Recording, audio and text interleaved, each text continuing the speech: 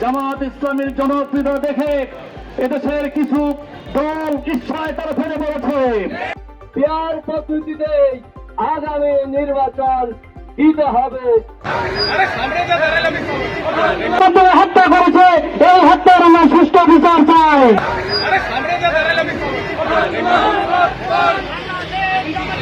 জিন্দাবাদ।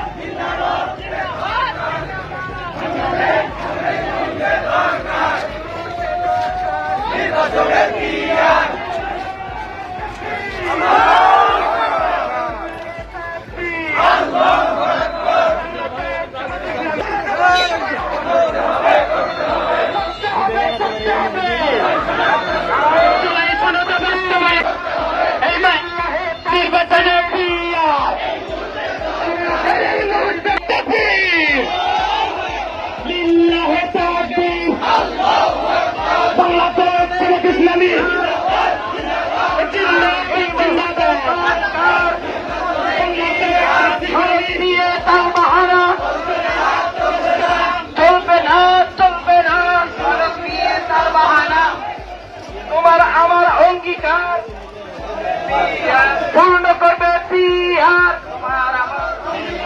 তোমার আমার অঙ্গীকার জুলাই নিয়ে তাল বাহানা অবাধ সুস্থ নির্বাচন। হত্যা করেছে, এই হত্যার আমরা সুষ্ঠু বিচার চাই। বিগত জুলাই আগস্টের বিপ্লবী ২,০০০ ভাই আমাদের কাছ থেকে বিদায় নিয়েছে ভাই বোনেরা, তাদের আমরা হত্যাকাণ্ডের আমরা বিচার চাই।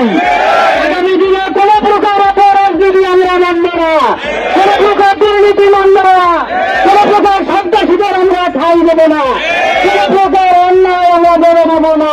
যেখানে অন্যায় সেখানেই প্রতিবাদ। কোন প্রকারের অন্যায় আমরা মাতামাতি দেব না, প্রত্যেকটা অন্যায়ের আমরা প্রতিবাদ করবো।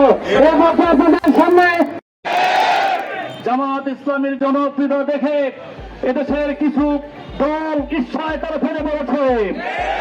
ওরা ঢাকা বিশ্ববিদ্যালয়ে ডাকসু নির্বাচনে যখন ছাত্র শিবির জয়লাভ করেছে, এই জয়লাভ তারা সহ্য করতে পারে না, মেনে নেবে না।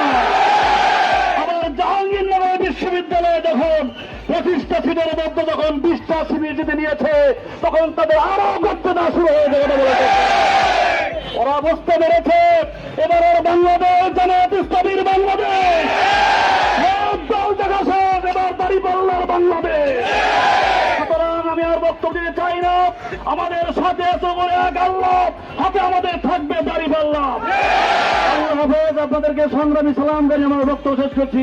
আসসালামু আলাইকুম ওয়া রাহমাতুল্লাহ। ধন্যবাদ জানাচ্ছি। আমরা জনতার দাবি অনুযায়ী পিয়ার পদ্ধতিতে আগামী নির্বাচন দিতে হবে। সংগ্রামী বন্ধুগণ, ওই জুলাই সনদ এখনো বাস্তবায়ন হয়নি। আজকে জুলাই সনদ অনুযায়ী আমাদের আগামী নির্বাচনের ব্যবস্থা করতে হবে। ওই ফ্যাসিস্ট আমলে খুনিদের এখনো বিচার হয়নি, খুনিদের বিচার করতে হবে। খুনিদের দূষণ ওই জাতীয় পার্টি কোলাঙ্গারদেরকে বহিষ্কার করতে হবে, তাদের রাজনীতি নিষিদ্ধ করতে হবে। কারণ তারা যদি ওই যে ফ্যাসিস্টদেরকে সহযোগিতা না করত, তাহলে তারা দীর্ঘ 16 বছর এই অপশাসন এই দেশে চালাতে পারত না। আমরা অবিলম্বে ওই স্বৈরাচারের দূষণ জাতীয় পার্টিকে নিষিদ্ধ করার জন্য দাবি জানাচ্ছি। সংগ্রামী বন্ধুগণ, আমি পরিশেষে আজকের